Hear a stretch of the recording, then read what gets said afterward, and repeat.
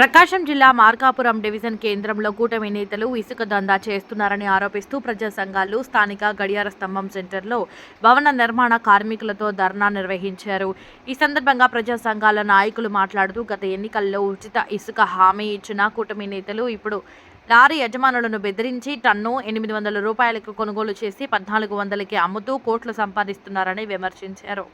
ఇసుక కొరత, అక్రమ దందా తక్షణం ఆపి ప్రజలకు ఉచిత ఇసుక ఇవ్వాలని వారు డిమాండ్ చేశారు. ఈ కార్యక్రమంలో ప్రజా సంఘాల నేతలు, కార్మికులు పాల్గొన్నారు.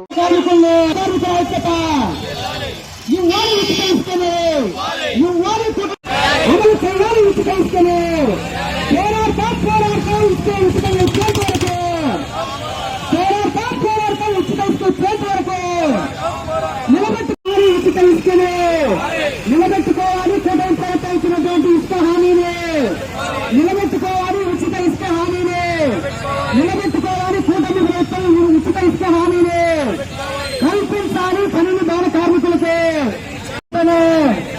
ఇవ్వాలి, ఉచిత ఇసుకను వెంటనే ఇవ్వాలి, ఉచిత ఇసుకను వెంటనే ఇవ్వాలి, ఉచిత ఇసుకను వెంటనే నిలబెట్టుకోవాలి, కూటమి ప్రకటించినటువంటి హామీని ఆదుకోవాలి. బాల కార్మికులను ఆదుకోవాలి, బాల కార్మికులను కొత్త